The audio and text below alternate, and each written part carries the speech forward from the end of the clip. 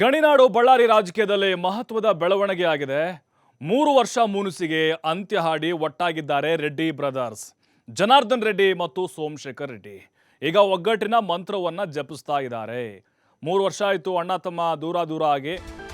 ವಿಧಾನಸಭಾ ಚುನಾವಣೆ ಆ ಸಂದರ್ಭದಲ್ಲಿ ಇವರು KRPP ಪಕ್ಷ ಇತ್ತಲ್ವಾ, ಅದು ಕಟ್ಟಿದಾಗ ಸೋಮಶೇಖರ್ ರೆಡ್ಡಿ ಬರಲಿಲ್ಲ ಜನಾರ್ದನ್ ರೆಡ್ಡಿ ಜೊತೆಗೆ. ಹಾಗಾಗಿ ಮುನಿಸ್ಕೊಂಡಿದ್ರು. ಮತ್ತೆ ತಮ್ಮ ಹೆಂಡತಿನೇ ಸಹೋದರನ ವಿರುದ್ಧ ಕಣಕ್ಕಿಳಿಸಿದ್ರು ಬಳ್ಳಾರಿಯಲ್ಲಿ ಜನಾರ್ದನ್ ರೆಡ್ಡಿ ತಮ್ಮ KRPP ಪಕ್ಷದಿಂದ. ಹಾಗಾಗಿ ದೂರ ಆಗಿದ್ರು. ಆಮೇಲೆ ಸಾಲು ಹಿನ್ನಡೆಗಳಾಯಿತು. ಸೋಮಶೇಖರ್ ರೆಡ್ಡಿ ಕೂಡ ಸೋತರು, ಜನಾರ್ದನ್ ರೆಡ್ಡಿ ಹೆಂಡತಿ ಕೂಡ ಸೋತರು. ಈಗ ಸೋಮಶೇಖರ್ ರೆಡ್ಡಿ ಮನೆಗೆ ಹೋಗಿ ಜನಾರ್ದನ್ ರೆಡ್ಡಿ ಚರ್ಚೆ ಮಾಡಿದ್ದಾರೆ. ಸೋಮಶೇಖರ್ ರೆಡ್ಡಿ ಬರ್ತ್ಡೇ ನೆಪದಲ್ಲಿ ರೆಡ್ಡಿ ಬ್ರದರ್ಸ್ ಸಮ್ಮಿಲನ ಆಗಿದೆ. ಜಿಲ್ಲೆಯಲ್ಲಿ ಪ್ರಾಬಲ್ಯ ಸಾಧಿಸೋಕೆ ಜನಾರ್ದನ್ ರೆಡ್ಡಿ ತಂತ್ರಗಾರಿಕೆಯನ್ನು ಹೆಣೆದಿದ್ದಾರೆ. ಸೋಮಶೇಖರ್ ರೆಡ್ಡಿ ಕುಟುಂಬದ ಜೊತೆಗೆ ಮಾತುಕತೆ ನಡೆಸಿದ್ದಾರೆ. ಇನ್ನು ಮುಂದೆ ಒಟ್ಟಾಗಿ ಕೆಲಸ ಮಾಡಿ ಅಧಿಕಾರ ಹಿಡಿಯುವ ಬಗ್ಗೆ ಚರ್ಚೆಯನ್ನ ಮಾಡಿದ್ದಾರೆ. ಯಾಕಂತ ಹೇಳಿದ್ರೆ ನೋಡಿ, ಬಳ್ಳಾರಿ ಅಂದರೆ BJP ಭದ್ರಕೋಟೆ ಆಗಾಗಿತ್ತು. ಈಗ ಏನು ಉಳಿದಿಲ್ಲ, ಅಲ್ಲಿ ಎಲ್ಲ ಕಾಂಗ್ರೆಸ್ಸೇ BJPಯಿಂದ ಧೂಳಿಪಟ ಮಾಡಿ ಬಿಸಾಕಿದೆ.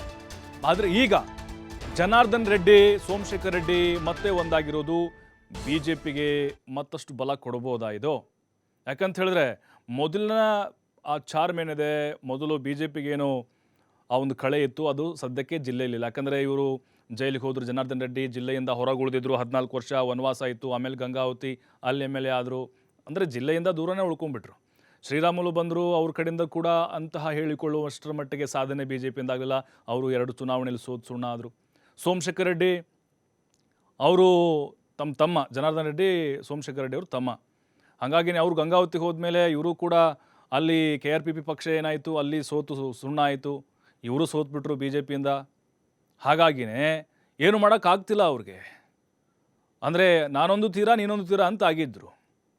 ರೆಡ್ಡಿ ಬ್ರದರ್ಸ್ ಅಂತ ಹೇಳಿದ್ರೆ ಒಂದು ಕಾಲದಲ್ಲಿ ಹೆಂಗಿತ್ತು, 2008-10 ಸಮಯದಲ್ಲಿ ಇಡೀ ರಾಜ್ಯಕ್ಕೇ ರೆಡ್ಡಿ ಬ್ರದರ್ಸ್ ಅಂದರೆ ಯಾರು, ಅವ್ರ ತಾಕತ್ತೇನು, ಅವ್ರ ಪವರ್ ಏನು ಎಲ್ಲ ಗೊತ್ತಿತ್ತು. ಸರ್ಕಾರನ ಉರುಳಿಸ್ಬೋದು, ಸರ್ಕಾರವನ್ನು ತರಬಹುದು ಅಂತ ಹೇಳಿ ಆಗ ಇತ್ತು. ಆದರೆ ಬರ್ತಾ ಏನೂ ಉಳಿದಿರಲಿಲ್ಲ. ಈಗ ಮತ್ತೆ ಬರ್ತ್ಡೇಯ ನೆಪದಲ್ಲಿ ಜನಾರ್ದನ್ ರೆಡ್ಡಿ ತಮ್ಮ ಅಣ್ಣ ಸೋಮಶೇಖರ್ ರೆಡ್ಡಿ ಅವ್ರ ಮನೆಗೆ ಹೋಗಿ ವಿಶ್ ಮಾಡಿ, ಅಣ್ಣ ಇಷ್ಟು ಆಗಿದ್ದಾಗಿದೆ, ಇನ್ಮೇಲೆ ನಾವು ಒಟ್ಟಾಗಿರೋಣ, ಪಕ್ಷ ಸಂಘಟನೆ ಮಾಡೋಣ ಅನ್ನುವಂಥ ಮಾತನ್ನು ಹೇಳಿದ್ದಾರೆ. ಈ ಬಗ್ಗೆ ಮತ್ತಷ್ಟು ಮಾಹಿತಿ ಕೊಡ್ತಾರೆ ನಮ್ಮ ಪ್ರತಿನಿಧಿ ಸಿದ್ದು ನೇರ ಸಂಪರ್ಕದಲ್ಲಿ. ಸಿದ್ದು, ಗಮನಿಸ್ತಾ ಇದ್ದೀವಿ 3 ವರ್ಷಗಳ ಬಳಿಕ ರೆಡ್ಡಿ ಬ್ರದರ್ಸ್ ಮತ್ತೆ ಒಂದಾಗಿದ್ದಾರೆ. ಅಪರೂಪದ ಕ್ಷಣಗಳಂತ ಅನ್ನಿಸ್ತಾ ಇದೆ ಅವ್ರ ಪಾಲಿಗೆ. ಇದು ಇವರಿಬ್ಬರ ಸಮ್ಮಿಲನ BJPಗೆ ಬಲವನ್ನು ಹೆಚ್ಚಿಸುತ್ತಾ, ಕಾರ್ಯಕರ್ತರಿಗೆ ಹುರುಪನ್ನು ಕೊಡುತ್ತಾ, ಹೇಗೆ ಅನ್ನೋದು?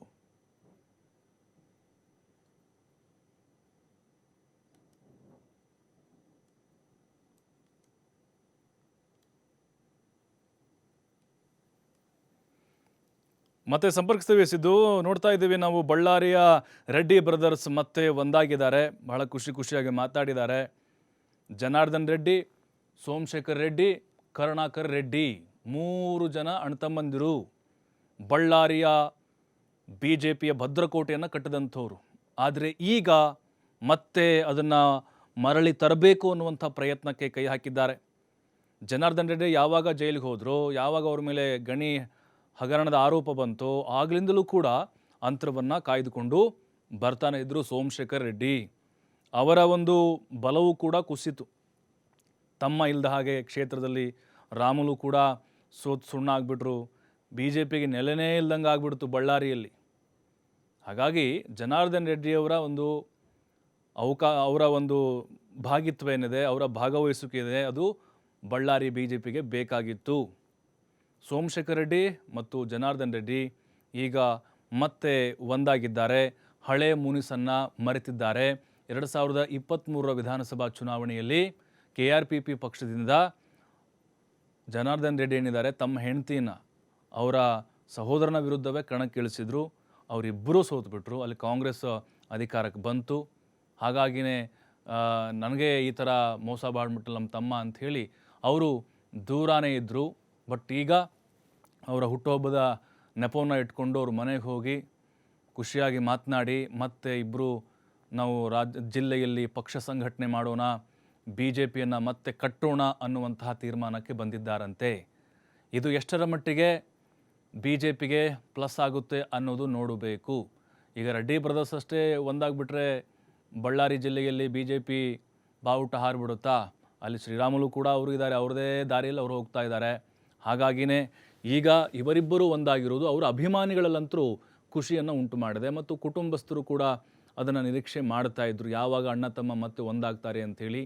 ಇಲ್ಲಿ ಜನಾರ್ದನ್ ರೆಡ್ಡಿ KRPP ಪಕ್ಷವನ್ನು ಕಟ್ಟಿದ್ರು, ಅವರು ಸೋಮಶೇಖರ್ ರೆಡ್ಡಿ ಅವ್ರಿಗೆ ಆಹ್ವಾನ ಕೊಟ್ಟರು, ಬರಲಿಲ್ಲ ನನ್ನ ಅಣ್ಣ ಅಂಥೇಳಿ ಅವರು ಕೂಡ ಮುನಿಸ್ಕೊಂಡಿದ್ರು. ಈಗ ಮತ್ತೆ ಜನಾರ್ದನ್ ರೆಡ್ಡಿ BJPಗೆ ಬಂದಿದ್ದಾರಲ್ವ, ಹಾಗಾಗಿನೇ ಇವರಿಬ್ಬರ ಸಮ್ಮಿಲನಕ್ಕೆ ಕಾರಣ ಆಗಿದೆ. ಅವರೇನಾದರೂ BJPಗೆ ಬರದೇ ಇದ್ದಿದ್ರೆ ಖಂಡಿತ ಇವರಿಬ್ಬರು ಮತ್ತೆ ಒಂದಾಗುವಂತಹ ಸಾಧ್ಯತೆಗಳು ಕಡಿಮೆ ಇತ್ತಂತ ಅನಿಸುತ್ತೆ.